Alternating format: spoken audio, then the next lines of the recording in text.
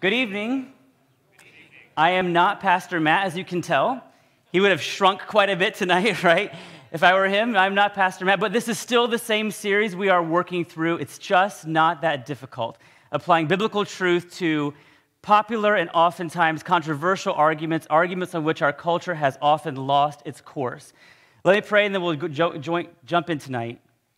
Father, thank you for this evening. Thank you for the chance to be here together. We are grateful to you for revealing your truth. Thank you for revealing yourself to us. I pray this evening would be an opportunity to grow in our understanding of what is true and how we can seek to honor you in this era in which we live. In your Son's name, amen. For those who don't know me, my name is Seth Dreyer. My wife Aubrey and I are members here at CrossPointe. Our kids are in Awana, so you might know them. But tonight I've been asked to speak to continue our series because I'm also vice president for Created Equal, the pro-life organization based here in Columbus that all summer long the youth group we're partnering with to go do outreach downtown near OSU and also outside Planned Parenthood, offering help to mothers and fathers going in.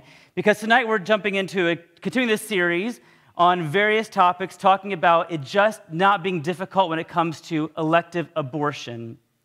How we respond to abortion, how we engage the culture it's an issue that seems so complex. It's so hard sometimes to even get into because we think of the arguments, the science involved, and when life begins, all the emotional baggage. We think it's very, very difficult, but really, it just isn't that difficult. And last week, because our team is one that focuses on public outreach, we talked to people about abortion, whether it be in downtown areas, on college campuses. That's what we were doing down in Cincinnati last week. We were on the campus of UC, which is a school that, like many college campuses, as you might imagine, is not really, oftentimes maybe not the most excited about Christian ideas when you come to their campus. And so we came to campus with our outreach, our team. We set up our signs, started talking to people, and pretty quickly a large crowd started to form. If you can do Where's Waldo right now, and peer there, I'm right in the middle of this crowd here, right here with a white shirt on. This is what we call open microphone, where we have people walking by. We have 2 speakers and 2 microphones. I had one, and I said, okay, we're taking your questions today. It's not just us telling you what to think about abortion. We want to know what you think about abortion, and all of these college kids are walking by with all of their secular ideas ready to share them. You give them a microphone, and they're very excited to talk for everyone to hear. So they started coming up asking all kinds of things and saying all kinds of crazy things. Now, as you might imagine, when you give a microphone to a bunch of college students and you raise the question of abortion, a lot of people's ideas were somewhat hostile to the Christian idea, particularly our view on abortion. So there were a lot of pro-abortion students in this large crowd here doing crazy things, shouting mean things, holding crazy signs, and doing things like I had a partner with me, one of our team members named Marina, even shorter than I am, little blonde girl, taking questions from the crowd. They took her water bottle and poured it out on the ground so she couldn't drink any water. They were doing a lot of crazy, hostile stuff. But in spite of the crazy hostility, some of them asked some really meaningful questions about what we should think about abortion, about how we can know whether it is right or it's wrong. And if you take the idea, if you tell people abortion is wrong, a lot of people have objections to that. They say, what about this case? What about this case? What if the mother has this going on? Now, if you can imagine, in that crowd, there was one argument I kept hearing all day long. What about this? If this happens to the mother, shouldn't abortion be okay? If you were to guess, what would that common argument be that we heard all day long at University of Cincinnati? Any ideas? What about rape? Absolutely. That is the number one common argument we hear justifying abortion. Now, tonight we're arguing that it's just not difficult, even when it comes to sexual assault, even when it comes to rape, that it's not that difficult. Now, let me be clear, though. This series, we're talking about it not being difficult biblically, morally. My argument tonight is that when it comes to rape and other hard cases, the answer of whether abortion is right or wrong is not that difficult biblically. That says nothing about it being easy experientially. Now, this crowd here, these pro-abortion students and the fence sitters who were open-minded, they said a lot of things to me, and one of them was very, very true. I am a man. I will never experience pregnancy. I can never know what it's like, let alone the idea of being pregnant after sexual assault. I cannot know that experience, and that must be unimaginably difficult. But when it comes to the moral question, Is it right or wrong to kill a preborn child after her father has raped her mother? That moral question is easy, even if the experiential question is very, very hard. So tonight we're talking about it just not being difficult on abortion, talking about three main things, one of them being rape. But we're going to start backing up to what does the Bible say about abortion? I'm assuming here that abortion is wrong. I want to take a step back and build the case biblically that abortion is immoral based on God's revelation. We'll then proceed to what do we do in situations of force? When the mother has been assaulted, is abortion still wrong then, or is it somehow okay after she has been raped? We'll then move on to one more hard case, and that is, what about the mother's life? What if she's at risk of dying? If she could die because of the pregnancy, surely then abortion ought to be allowed. That's our overview tonight. What does the Bible say about abortion? What do we do when the mother has been sexually assaulted? And then what should we do if the mother's life is in danger? If we can prove tonight that abortion is wrong, even in the hardest cases like sexual assault, then all of the other cases are really, really easy. If abortion's wrong when the mother's been assaulted, it surely is wrong when her issue is that she has financial concerns or wants to stay in school, because that is less of a difficult issue than sexual assault. All right, let's start with the Bible. Okay, so that day on campus, University of Cincinnati, when I was there in this crowd, lots of students walking by, I had the microphone, and I was saying, what do you think about abortion? One person walked up and said, the Bible says abortion is okay. I was like, oh, interesting. I've got my Bible right here on my phone, pulled it out and said, chapter and verse, please. What do you think she said? Forget it. Run. She exited stage left, right, as fast as she could. She ran away. But I knew what she was referring to.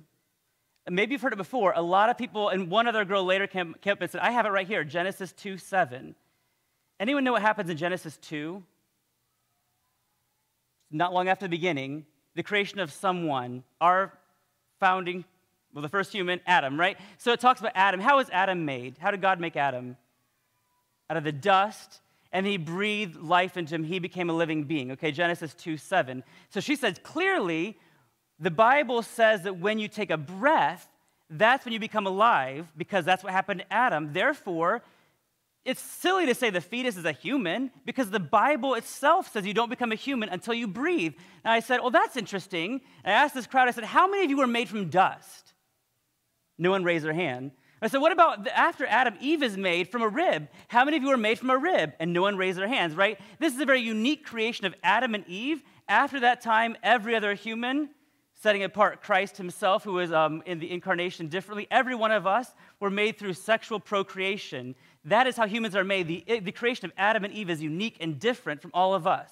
In the same way that you weren't made from dust from the ground, God didn't breathe into your breath separately to start you going. We were made differently. But that wasn't the only person to raise an argument on the Bible. Another student said, hey, you've got your Bible on your phone? And I said, yeah, I do. She said, well, look for a search bar there to search through the Bible. I thought, well, why? She said, well, search for the word abortion in the Bible. What was her point?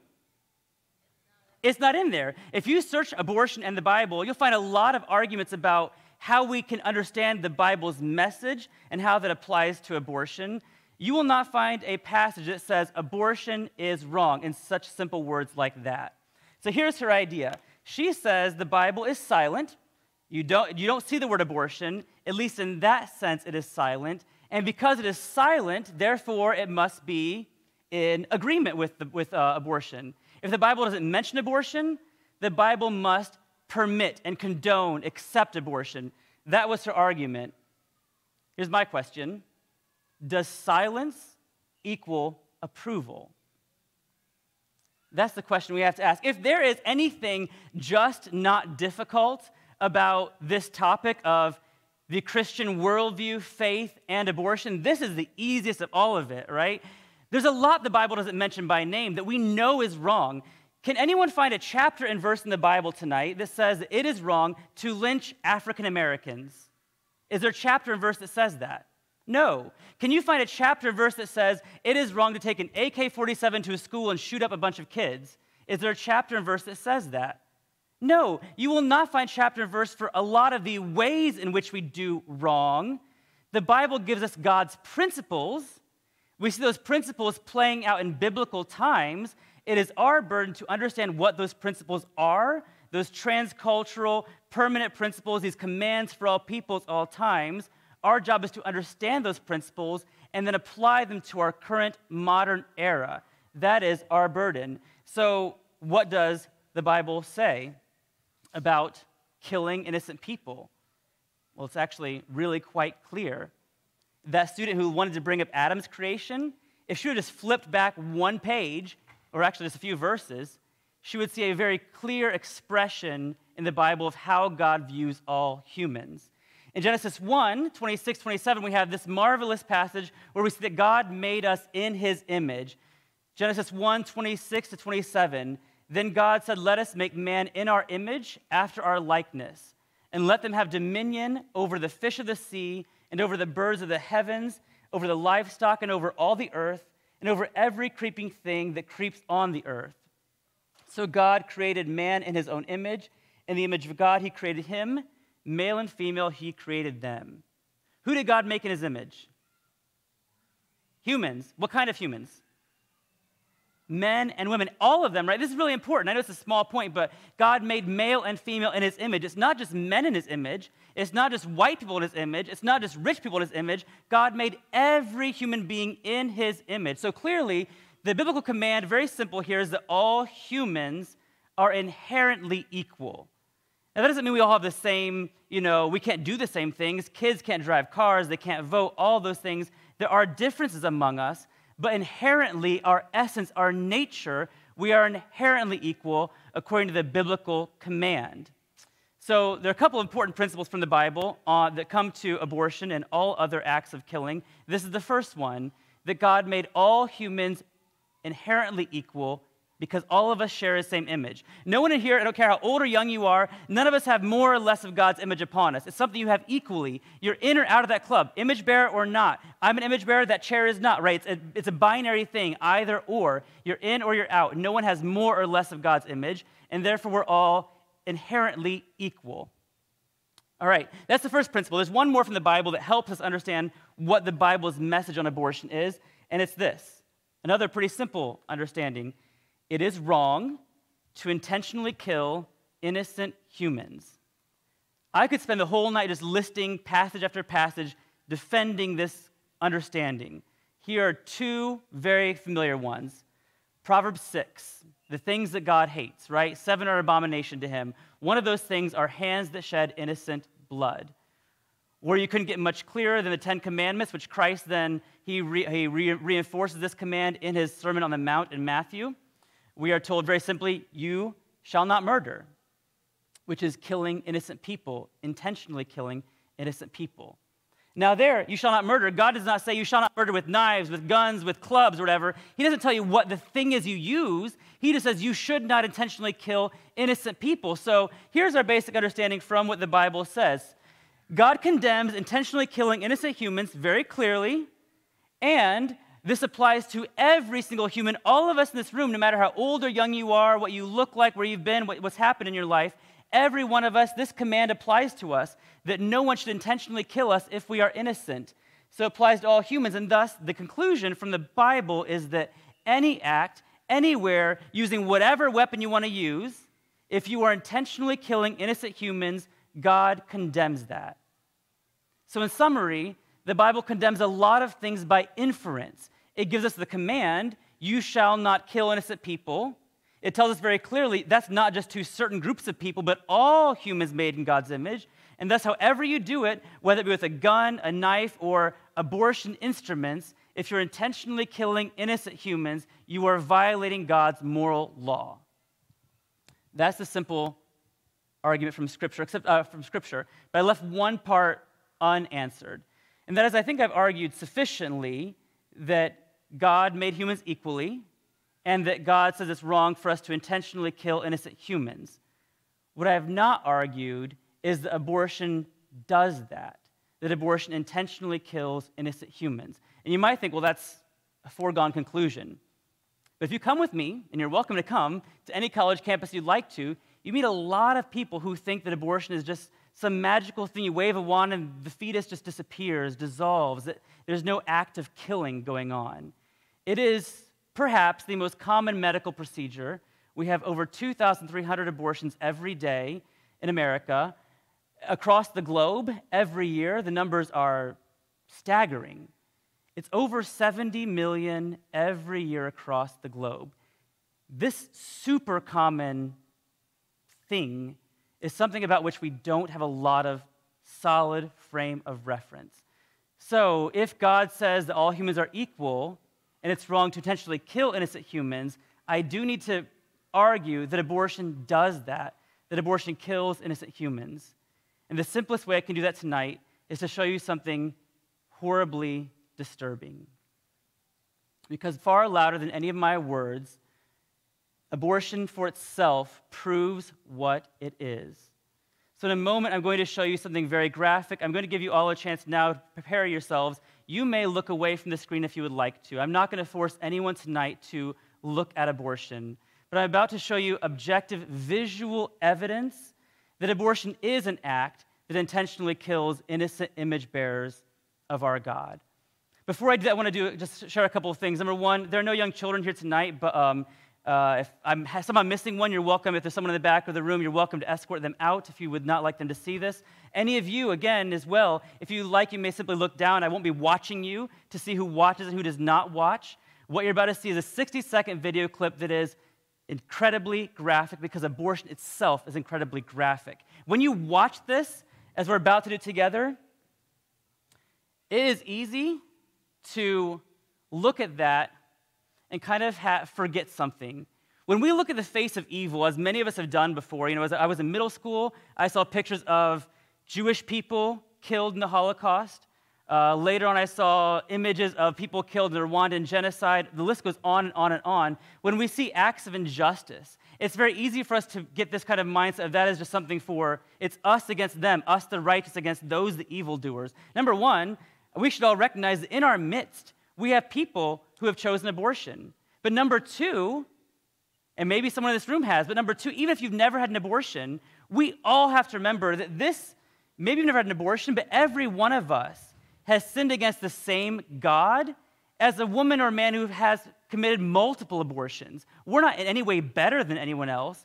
Every single human has sinned against the same God and is equally hopeless apart from the finished work of Christ on the cross. It's by faith in him alone that anyone's forgiven, had an abortion or not had an abortion. It doesn't make any difference at all. And so this is what we're about to see is very, very bad news.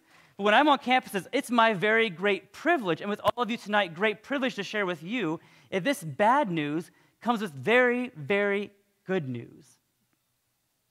Someone here in this room, maybe this is your story.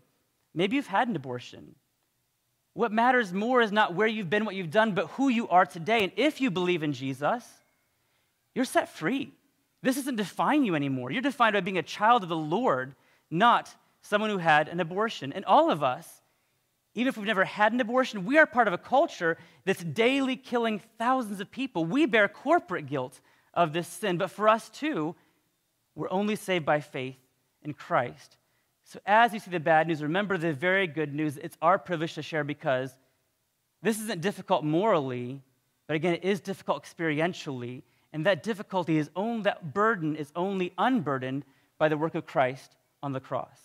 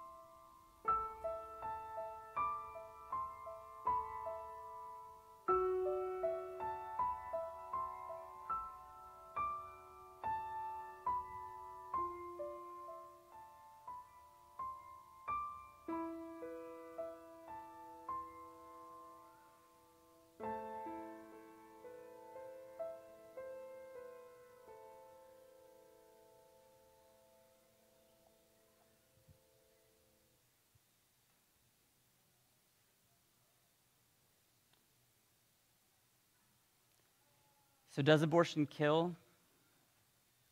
Undoubtedly, it kills image bearers of our God. I think it is not difficult biblically, but it is very difficult to watch that. And not only because, as I mentioned before, we all probably know people who have participated in some level in abortion, and they have burdens. And I have met so many people who will come and tell me, a woman, Betty, I met at Western Kentucky University, she hid her abortion for 20 years, told no one until she met me, a man, standing by a picture that looked just like that. There are people carrying these burdens, but I think what's also very difficult to wrap our minds around is that so many people look at that and say, oh well. And I'm not surprised when someone who doesn't believe in God shrugs their shoulders and just walks on by. What always disturbs me is that there are people in not our church as this local body, but the corporate church, the universal church, who know what abortion is, who have felt the forgiveness of God, and yet turn a blind eye to their brothers and sisters, these little tiny neighbors of ours who are dying. That is truly difficult. And that's why we have to speak for them. So number one, biblically, what does the Bible say? The Bible clearly says all humans are equal, made in God's image, that it is wrong to intentionally kill innocent humans, and now we've seen that abortion, it does that. It does intentionally kill innocent humans. So therefore we know abortion is wrong, at least in the general sense abortion is wrong. But now let's turn to those hard issues. What about those hard cases? What about sexual assault? When a mother is forced into pregnancy, surely that is somehow unique. And this is a topic getting a lot of talk right now because of a lot of the legal efforts to end abortion and debates about should they still allow abortion when it comes to rape and incest. What do we do then? So how do we handle this? Is that more difficult?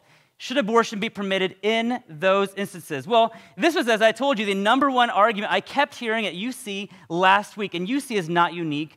This is the number one argument I hear everywhere. A girl came walking forward through the crowd to me and she walked up and said, what about me? I was raped. And now she's talking, there are hundreds of her classmates standing around her. She declared to me, I was raped in front of all of them. What about me? Shouldn't it have been okay for me? Or wasn't it okay for me to have an abortion? Now, tonight is not really an apologetic lesson about how to talk to people. We're talking primarily about, is it difficult from a Christian worldview? But as a side note, I think it's helpful to know, when someone comes up and says, I've been raped, I had an abortion, wasn't that okay? Our first response should not be, yeah, it was wrong, and let me tell you why, so on and so forth. Our first response should be, well, here's what I try to do. I said, I don't know your story. I do not know what happened, and I am so sorry for what happened to you. That should never happen. Because when someone says that to you, they're not looking for a logical answer to their question, right? They're asking an emotional question, want an emotional answer. And what they want to know before they could ever care about preborn babies who are dying, they need to know you care about them. That even before they understand why, before they can truly, to help them understand how God cares about them, they need to know that you care about them. That helps point them to God's care for them. So that's my first point, not to say it's okay in her circumstance, but to acknowledge something terrible happened to her.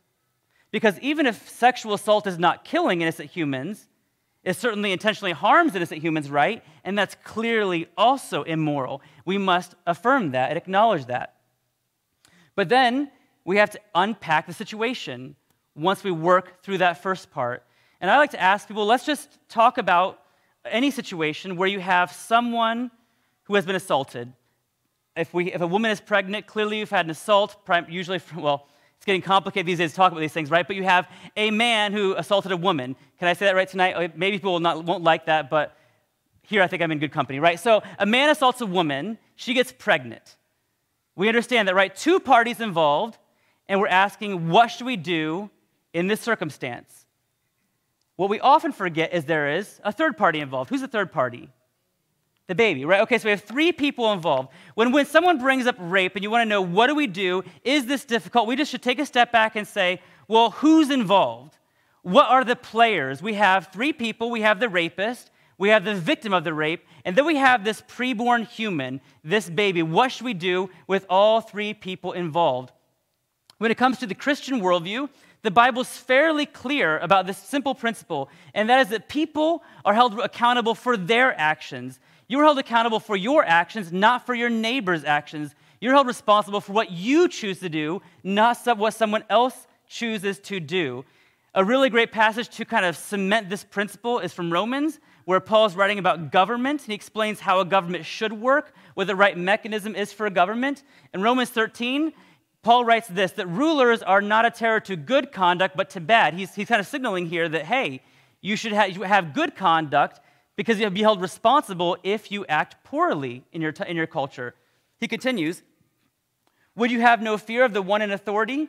Then do what is good, and you will receive his approval, for he is God's servant for your good. But if you do wrong, be afraid, for he, the government, does not bear the sword in vain, for he is the servant of God, an avenger who carries out God's wrath on the wrongdoer. Here's the point here. Paul is saying you live in a culture, you have a government. That government is there in order to enforce certain things, to praise those who do good, to punish those who do evil. The underlying premise here is that if you do evil, you're held responsible for it. You are held responsible for your actions. So when you have a situation of rape, let's rewind to just two people, the rapist, the rape victim, who should we punish? The rapist, right? You don't punish rape victims. I read this story years ago in Saudi Arabia, this shocking story of a woman who was raped, and they punished her afterward. And I thought, that is asinine. You don't punish victims for what happened to them, because this biblical principle is written on our heart, God's law. Even those who reject his revelation of the Bible, they still have his general revelation, his law in their hearts. They know this principle is true, that you shouldn't punish victims. You punish victimizers. So if we look at our players now, taking the baby out of it, just the rapist and the rape victim, you punish the rapist. You help the rape victim. That's pretty simple. People are responsible for their actions. You punish the person who did the rape. That's our principle. Now, what do we do with this third person? We agree that the rapist, and when I'm on campuses and I ask people, who should we punish? Everyone agrees, punish the rapist, don't punish the mother. That's silly. We all agree to that principle. What about the baby? Is the baby a victim or a victimizer? We punish victimizers, we don't punish victims. What about the baby? What do you think? Is she a victim or victimizer? Victim. I definitely agree that she is a victim. Now, I say that because best case scenario, if that baby is born, not aborted, best case scenario for that child, her father is going to be behind bars. Her mother will be safe. By definition, her life is going to have difficulties that it ought not have. Her father's choice has negatively affected her life. She's a secondary victim of the rape. The mother's clearly the primary victim. It was her body assaulted, but the baby's a secondary victim of the rape as well because of how her dad has negatively affected her life. And so the principle of not punishing victims means we should not punish the baby for what her father has done. Now, some people, when you say that, will say, well, that doesn't make sense to me, though, because victims are humans, and that fetus isn't really a human. So we have to take a step back and say, okay, how do we know the fetus really is human? If she is a human, and if she is the secondary victim of the rape, we ought not kill her because of what her dad did. We get that, but how do we know she is human? How do we understand that? Well, there's a couple things we know. Again, coming back to our Christian worldview, is it difficult? God has given us special revelation, revealing himself in his Son, in Jesus Christ. He also gave us the Word, the written Word. That's his special revelation to us. It's pretty clear in his special revelation in the Bible that humanity is recognized in the womb. There's some beautiful passages like Psalm 139. David writes about God knitting him together in his mother's womb. This poetic passage recognizes there's humanity in the womb.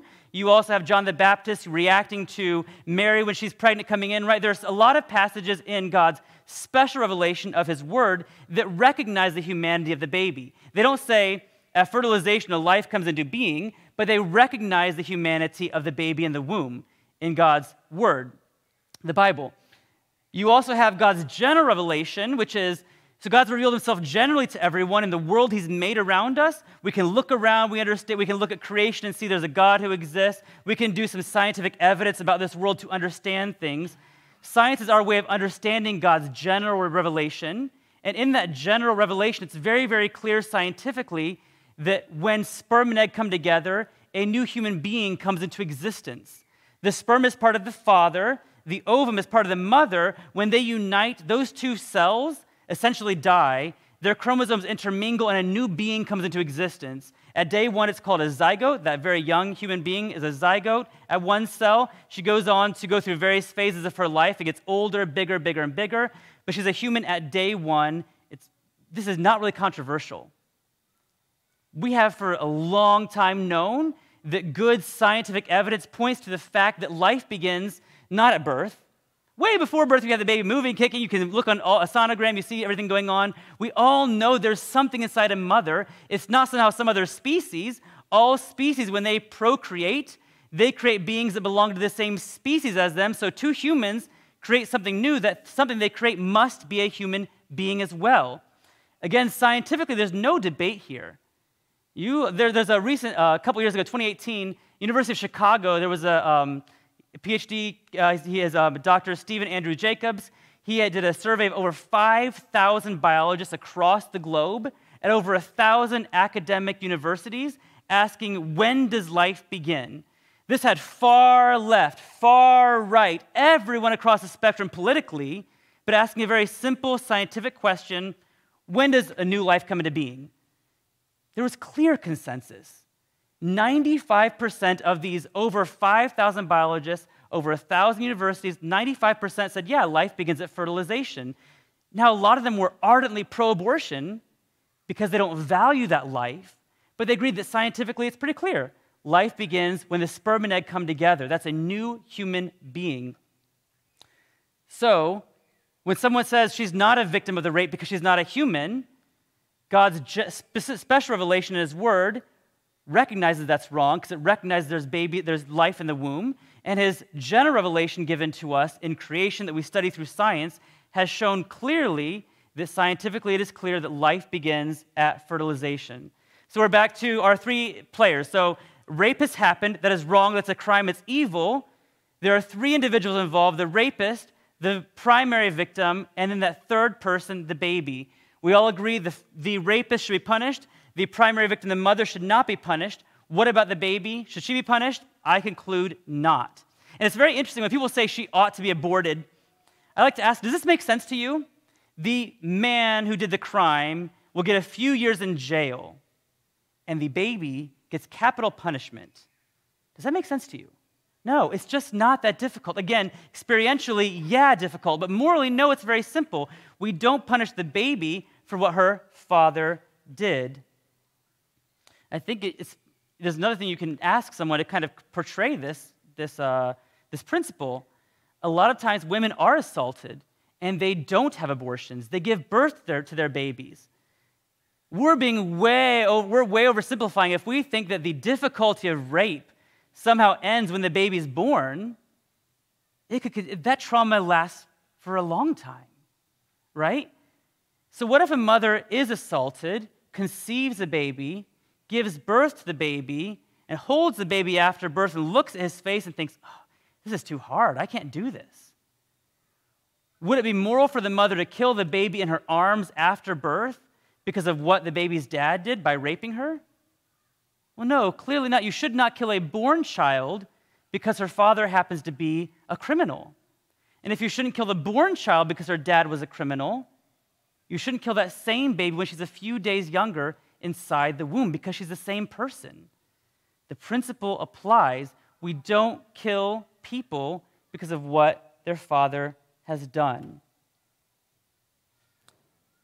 When I was at UC last week, and this topic of rape kept coming up again and again and again, I pointed to some of our signs and just said, look at those preborn babies there.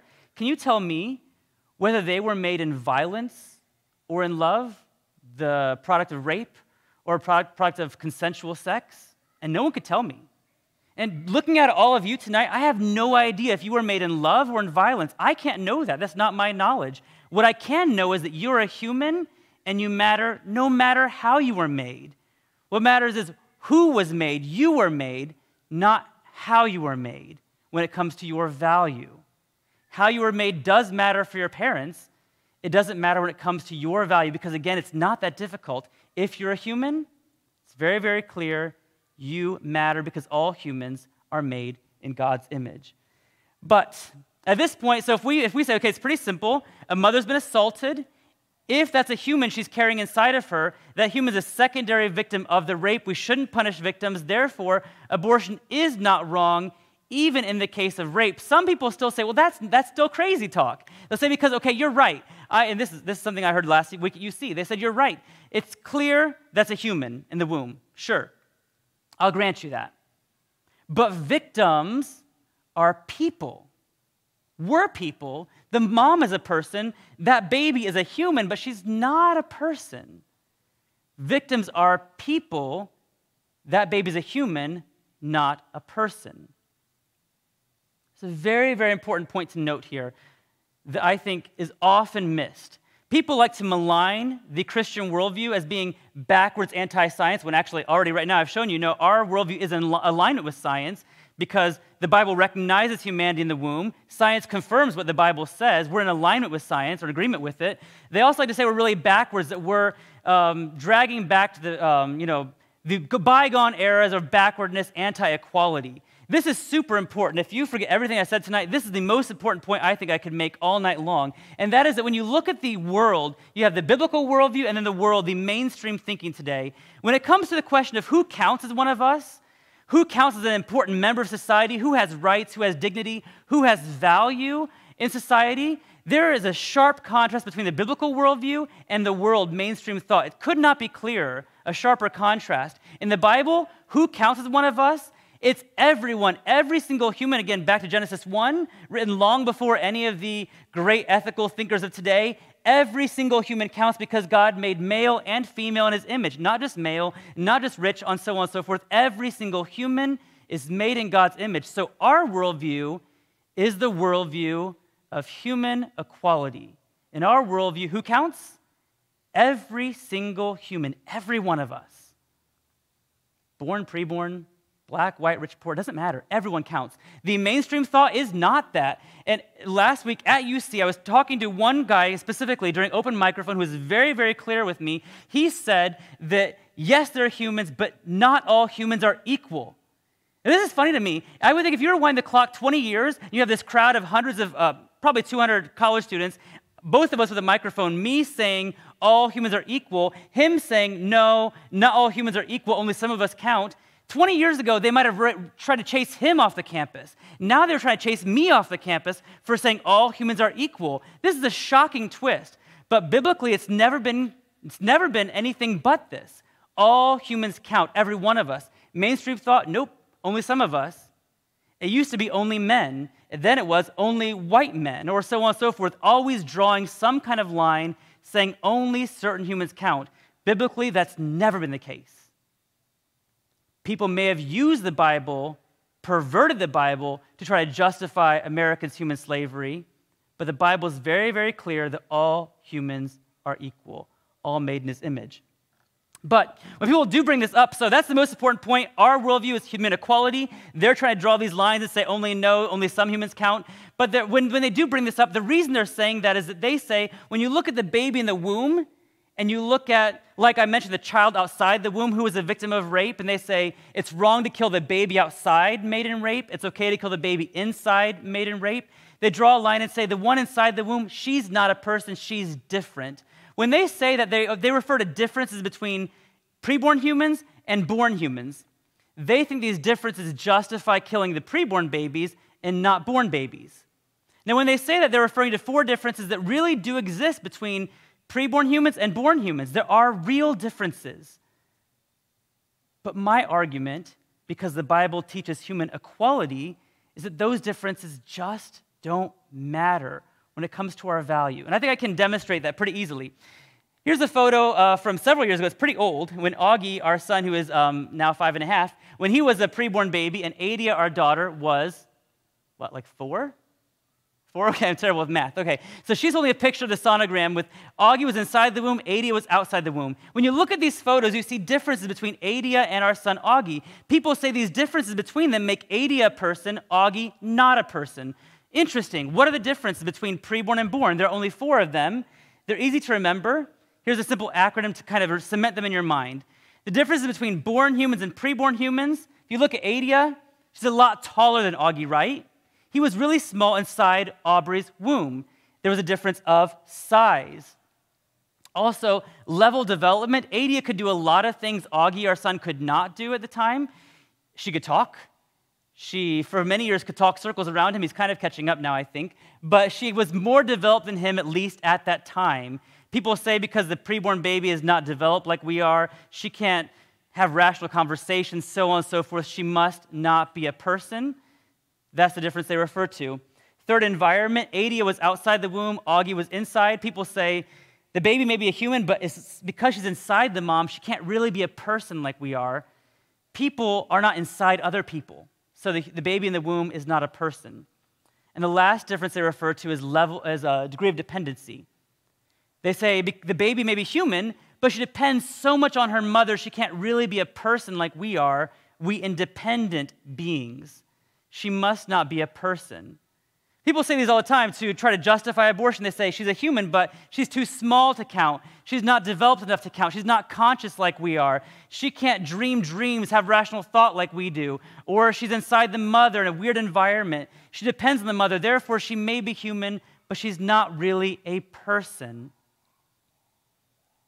It's true that she is small, that she's less developed in a different environment, but that doesn't matter. And I know that because when you look at this picture, you can see Adia and Augie. There's a third person in this photo you can't see very well. Can anyone guess who it is? My wife, yeah, Aubrey. You can't see her very well, but she's right here, right? That is not Augie's body, that's her body.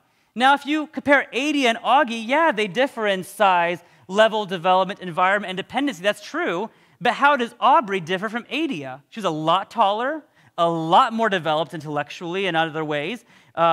She is not always in the same environment Adia's in. Adia depended a lot more on her parents than Aubrey depended on her parents. Those same four differences existed between Aubrey and Adia. But did Adia's smaller size than Aubrey make her less of a person?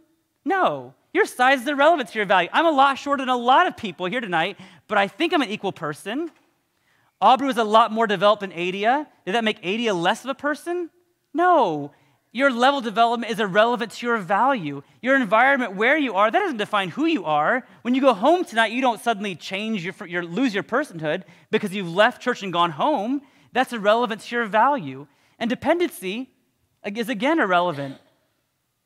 Did Adia's greater dependency on her parents than Aubrey on her parents, did that make Adia somehow less of a person, less deserving of rights?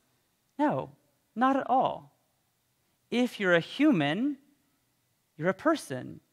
Your size, your level of development, your environment, your dependency, these differences are irrelevant. In this room, we all vary in our size. Our level of development, we vary. Some with maybe advanced graduate degrees, others without any college degree. That's irrelevant to your value. We come from different environments. We vary in our dependency on people or things, maybe medications. Those things are irrelevant to your value because what matters is very, very simple. Back to the first point. If you're a human, you bear God's image. It's that simple. It's just not difficult. If you're a human, you matter, you have value. So therefore, we can conclude, even when it comes to sexual assault, there are three players involved: the rapist, the primary victim, and the baby. We should punish the victimizer. We should not punish victims because biblically, and I think generally our culture gets this, you hold people responsible for their actions, not for someone else's actions. So you should not punish the baby for what her father has done. And when someone says she's not a human, that's just false. The Bible recognizes the humanity in the womb. Scientific evidence shows clearly life begins at fertilization, not at 6 weeks in the womb, not at 6 months, not at birth. And when someone says she's not a person, we can acknowledge there are differences between born humans and preborn humans, but those differences are irrelevant when it comes to our value. But that brings us to our third point tonight. So it's not difficult morally when it comes to rape. Abortion is still wrong. And if it's a wrong in rape, it must be wrong in all the other cases like career goals, finances, because those are clearly less complicated than rape. But what about when the mother's life is in danger? That can be a little more difficult. Last week, again, at UC, keep referring back to it because it's the most fresh one in my mind.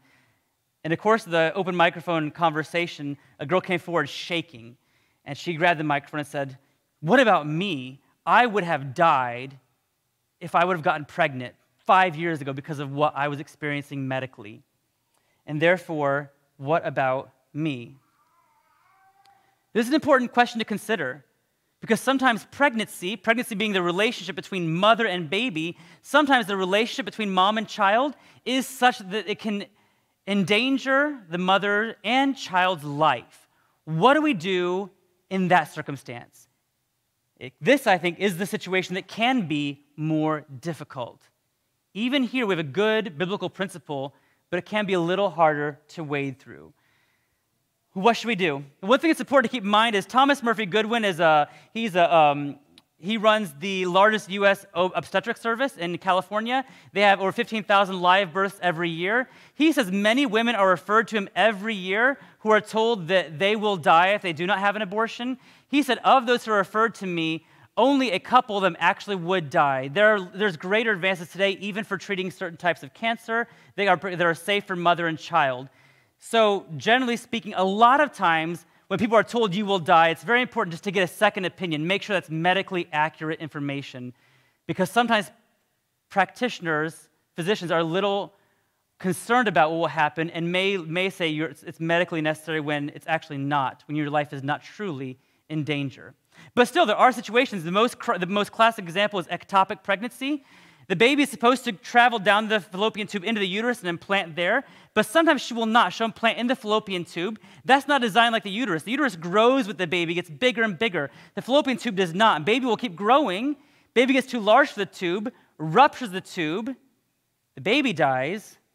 Mom is going to hemorrhage and probably die as well. So what do we do? Well, I think our principle ought to be to do the greatest moral good possible in any circumstance in which we find ourselves. There's the parable of the talents in Matthew 7, I believe it is. Yeah, I'm sorry, no, Matthew 25. I was way off. Okay, Matthew 25. There are three servants, right? One is given 5 talents, one is given 2, one is given 1.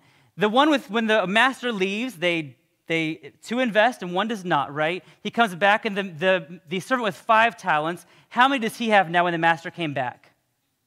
He doubles it, right? He has 10. Now he's commended for doubling his talents and getting 10 talents. The servant with 2 talents, he has 4. Now that's less than 10. Does the master commend him or condemn him? Commends him, right? He took the 2 and doubled it to 4. He has fewer than the other one with 10 talents, but what the master cares about is what did he do with what he was given. He took the 2 talents, did the best he could, got 4. It's still less than the 10, but he did the greatest good possible. He's commended for that. The only one condemned is the one who did nothing, no moral good, by hiding the talent, burying it, and not investing, not using it the way he ought to have. So our responsibility is, like these servants, do the greatest good possible. We might not be able to do the perfect, ideal thing and save everyone, but if we can save someone, that is a moral good. So if the mother is endangered by where the baby is, like in an ectopic pregnancy, we have a couple choices.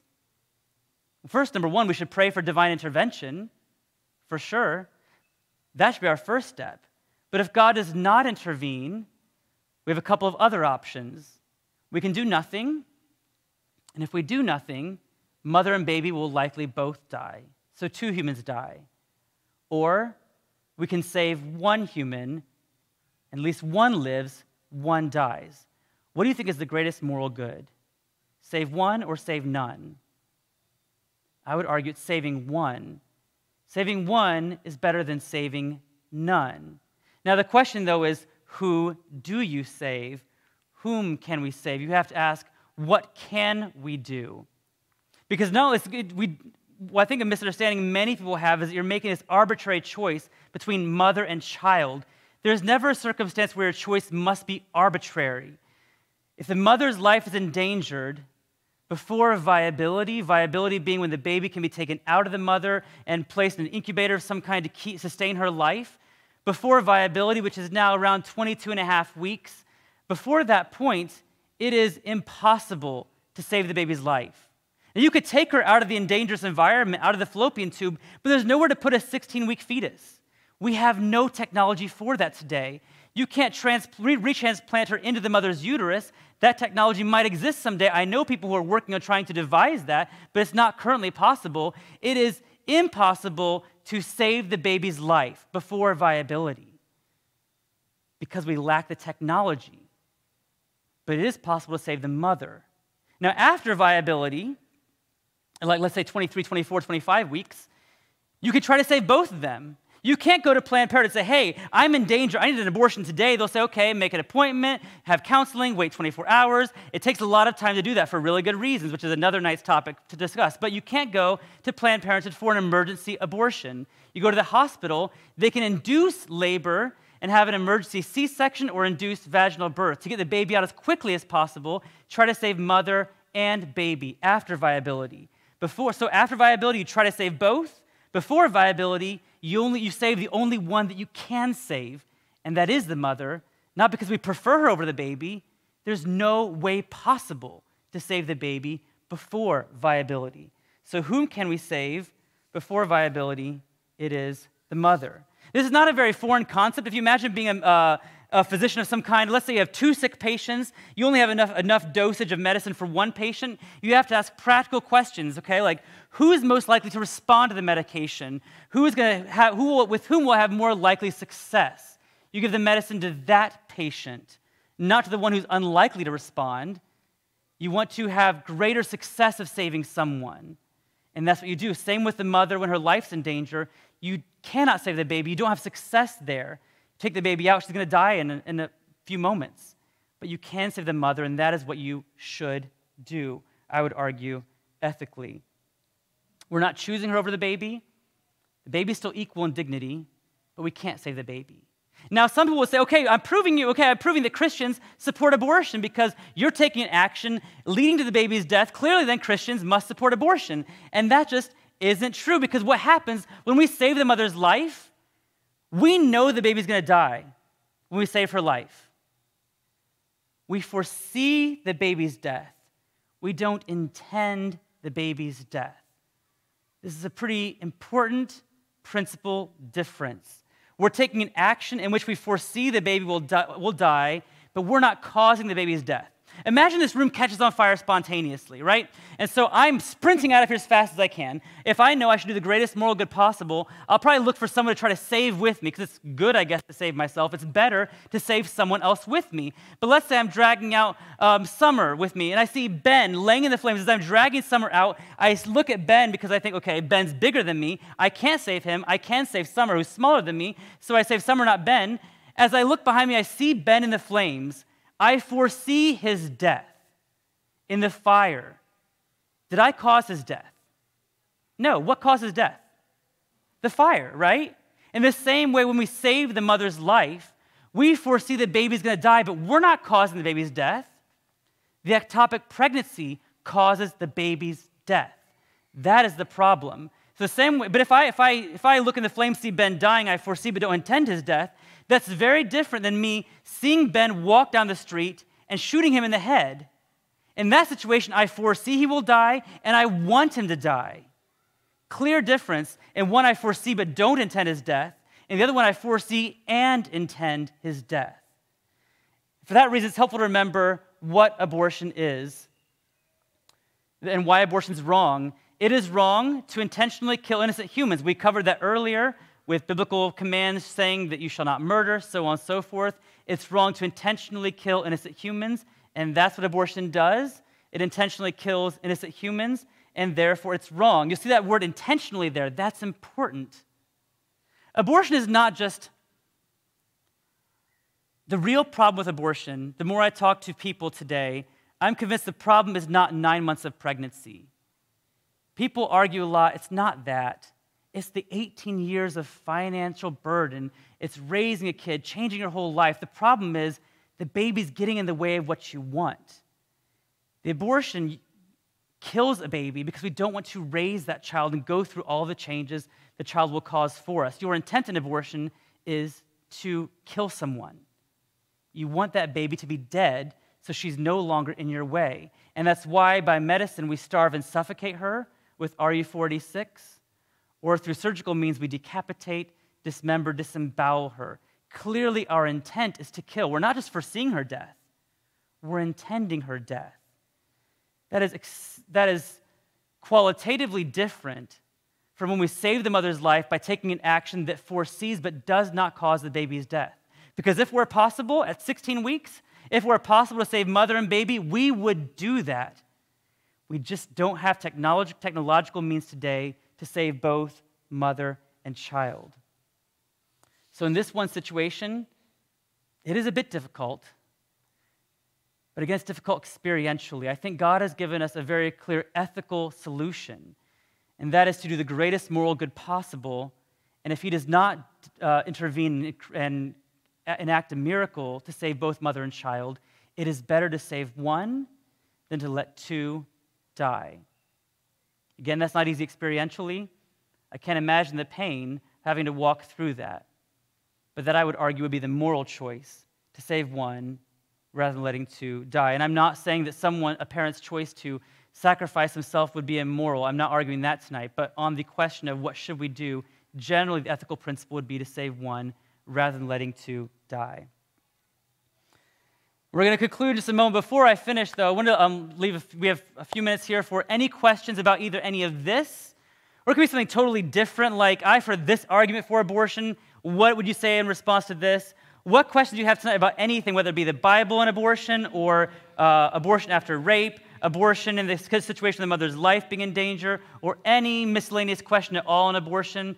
I'm happy to answer any questions you might have. Yes, Aaron. On the issue of it medically being compromising the mother, are there ever scenarios? I know ectopic pregnancy is a pretty cut and dry one that the baby cannot survive, but are there medical situations where it's like the baby might survive and the mother might die, and then it is maybe more of a question of who?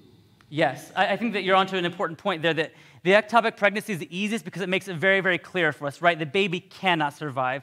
There are a lot of, because also this depends a little bit on technology. I referenced a moment ago that we have now a lot of cancer treatment that doesn't hurt the baby. This did not exist several years ago, so even that has changed now to where now we can help mother and child. It used to be kind of thought, for this kind of cancer treatment, you're going to have to kill the baby, right? Or take an action that will foresee her death, not intend her death. As technology gets better and better, that becomes, we don't change our ethical principle. We update our answer to situations to be in line with what we can do technologically. And I would say because it is a little bit difficult, my first response is always to seek out more opinions. Because again, there are a lot of physicians, I think, who are concerned about lawsuits, and understandably so, who would recommend abortion because that is going to perhaps be an easier solution for them than having to treat a difficult pregnancy. So again, I would refer to Thomas Murphy Goodwin in California, who argues a lot of women get this answer when it's not the case. They can be treated in a way that won't harm the baby, but I would get multiple opinions for that reason, and I think that our burden is to seek that out and come to the best conclusion with good counsel, medically, biblically, pastorally, as we make this answer, because if it's not really clear, we have to be very, very careful. I'm not at all arguing we make a very glib, simple answer of, I'm going to be on bed rest, so it's going to be uncomfortable, I should have an abortion. Not at all. I'm not arguing for any elective abortion, only arguing if her life is in danger, we're justified in saving her, even if that will lead to the baby's death. Good question. Anyone else? Yes, Jess.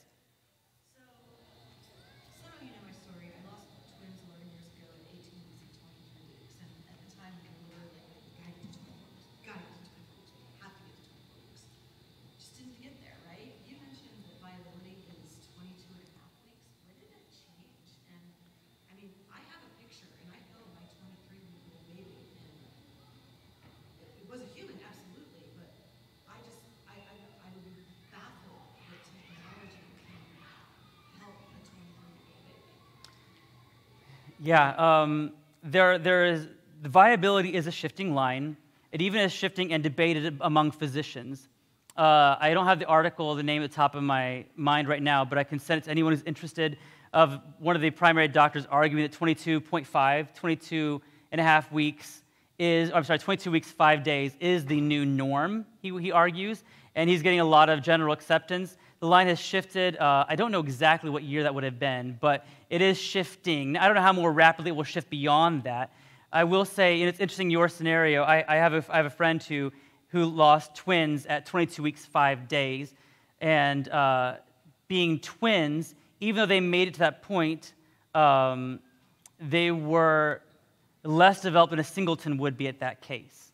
And now she had medical reasons, and people would argue that her baby should have been given life-saving technology, and the hospital did not assess them for that, which I think is clearly a wrong. They were born at 22 weeks, 5 days, and living, and were not even assessed for help. But so there is still argument, I should say. It's not generally everyone agrees to that, but that is the new consensus I see forming in the recent years. But I don't know what years you lost yours. You said 2018? 2010. Yeah.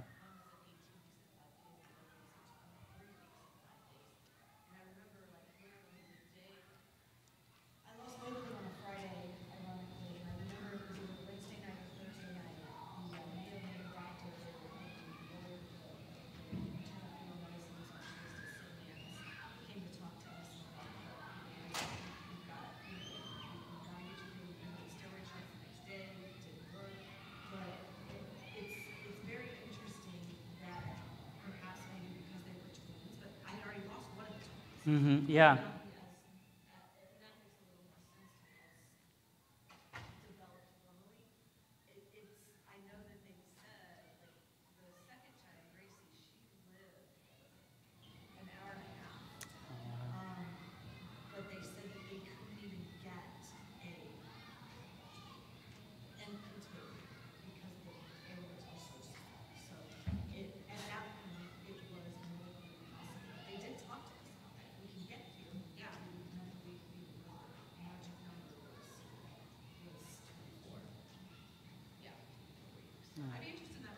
Yeah, for sure. I'll get to you. Email me. Yeah.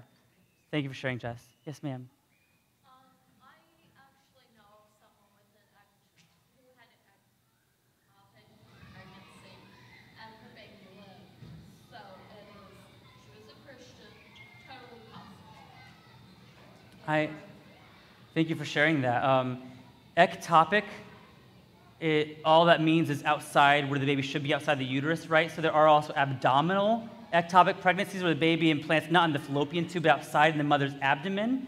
I have a friend who is the chairperson of the American Association of Pro-Life OBGYNs. She is an OBGYN herself, has practiced in Africa and Kenya and here in the States.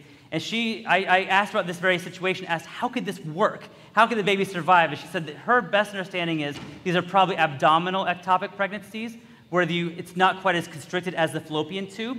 But yes, you do hear of stories like that happening. And so again, I'm sorry, I don't want to be misunderstood. I'm not making a simple glib answer like ectopic. Really clearly, just go take care of it. That's not my point at all. We're not arguing for abortion, but if the mother's life's in danger and two will die, it's better to save one than allowing both to die. But thank you for that story. Important to remember. Any other questions? Yes, sir. I actually did some work with creative people, and one thing that I would tell people is that only 1%, actually less than 1% of all abortions are caused by rape and incest. Right. And that's an actual statistic from Planned Parenthood. That's not just a random statistic. I just wondered, does that still apply today? Has that number changed at all? Yeah, Guttmacher, you're referring to Guttmacher.org. Alan Guttmacher was the president of Planned Parenthood years ago. There's now a research arm still bearing his name, a very ardently pro-abortion group, and they have surveyed women asking, what is the reason you had an abortion today? So this is not done by pro-life people. It's not numbers padded for our side. And you're right, it's less than 0.5% for rape and for incest, less than 0.5% for the life of the mother. We're talking sheer minority here. So again, if we can demonstrate that abortion's wrong, when the mother's life's in danger, when rape has happened, then all the 99% clearly are wrong. And to be clear again, when the mother's life's in danger, we're still not saying elective abortion's okay. It's always wrong to intend the death of the baby. What is permissible is taking an action that foresees the baby's death, doesn't intend the baby's death. Elective abortion always intends the baby's death. You're tearing her apart. You're starving and suffocating her, right? It's clearly not the same thing. Well said. Good point. Anyone else? Any questions about any of this or other general questions on abortion? Hit on. Maybe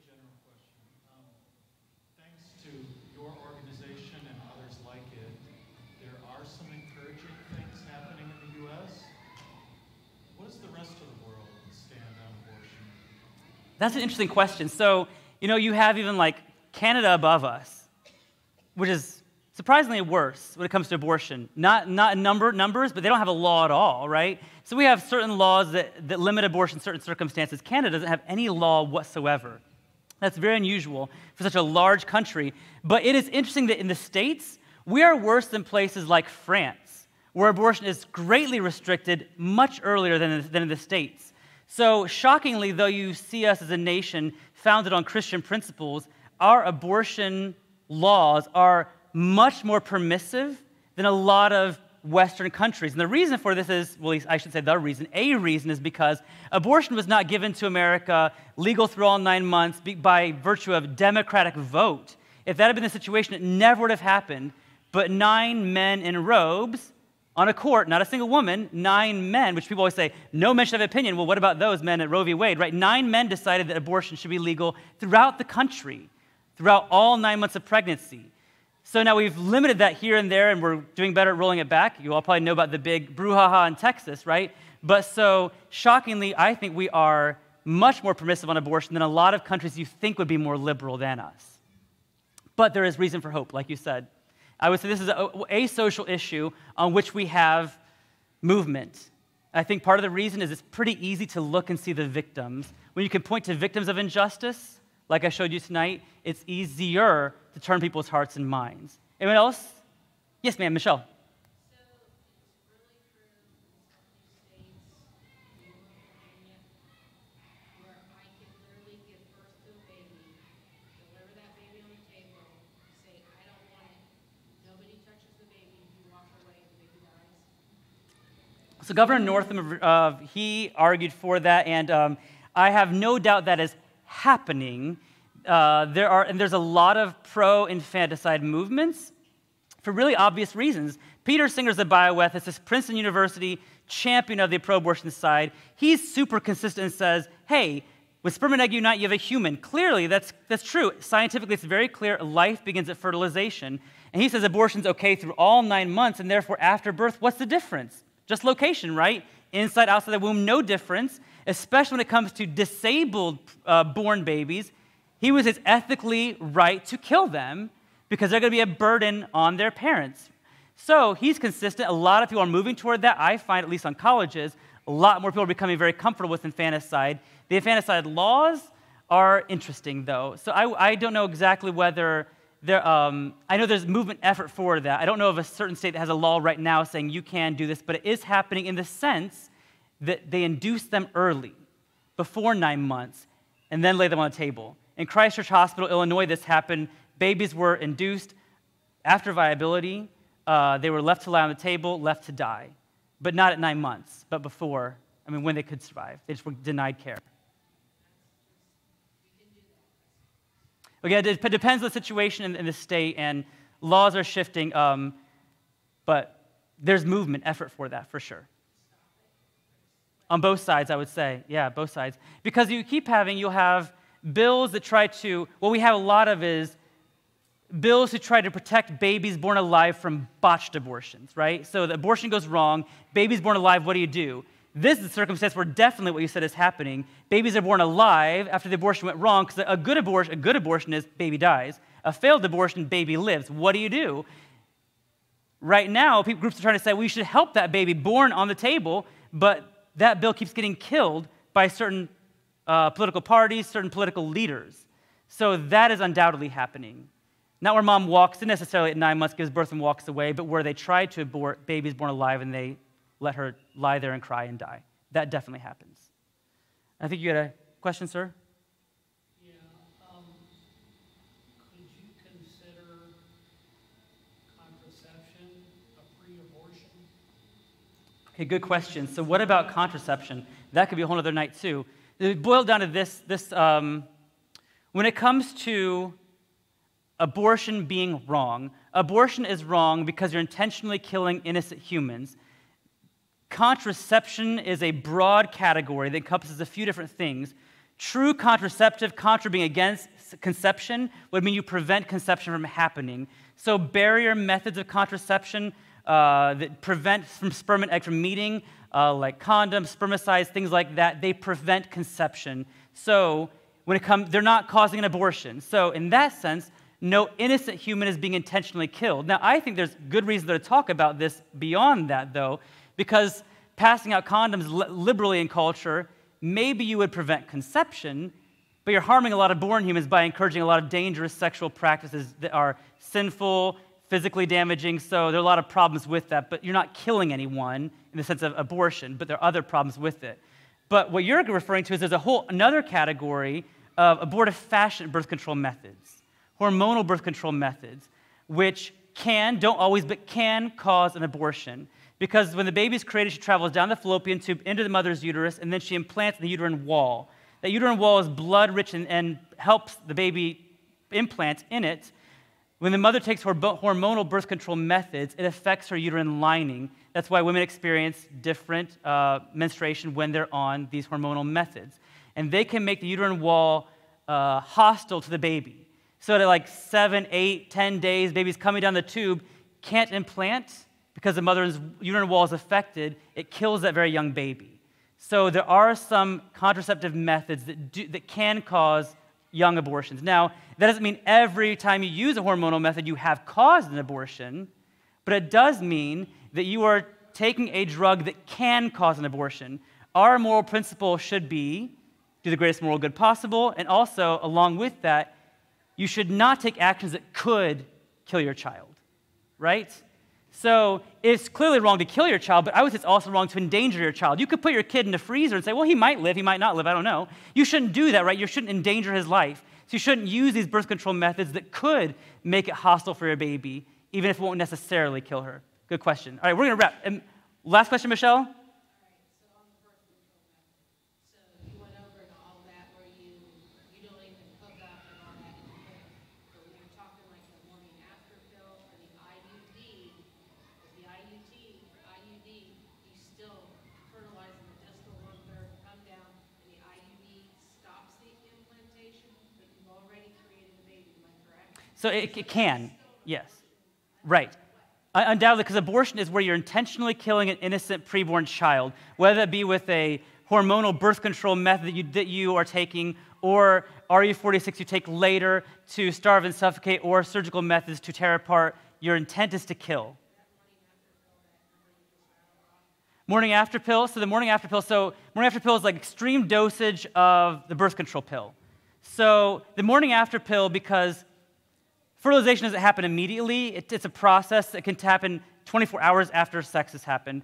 So the morning after pill could prevent ovulation. So an egg is never released. Egg never comes down, never meets a sperm, no fertilization, no baby killed. It could kill the sperm and prevent the sperm from ever getting to the egg. So again, no baby made, no baby killed. But it does also affect her uterine wall, which could take that very young, week-old baby and make it hard for her to implant and kill her in that way that she can't implant. So for that reason, yes, it would be immoral. Now, that's not all treating the question of, is it right or wrong to take this because you're encouraging dangerous sexual practices? That's a whole important other topic. Yeah. Yes. Fire away. All right, thank you all. So in closing, it is not difficult. It seems complex in culture. It's not difficult for us. We have a burden, and that is to protect orphans and widows, to look out for our neighbors. This is an act that's claiming more neighbors than anything else. What's difficult is not how we deal with it, biblically, morally, but if you are someone willing to speak out for these babies, I guarantee you that will be difficult, because you will be hated for being a friend to those who are unpopular, those who are in the way of our sexual freedom. And that is difficult, but it's something that we is our burden to do. Let me pray, and then you can go. Father, thank you for this evening. Thank you for the discussions we've had. I pray you would guide us. Give us, break our heart, Lord, for these babies who are dying, for the mothers and fathers who are carrying burdens from their past abortions and need to hear the good news of what your Son did for us. I pray you'd guide us all to minister in ways that are consistent, loving, and truthful.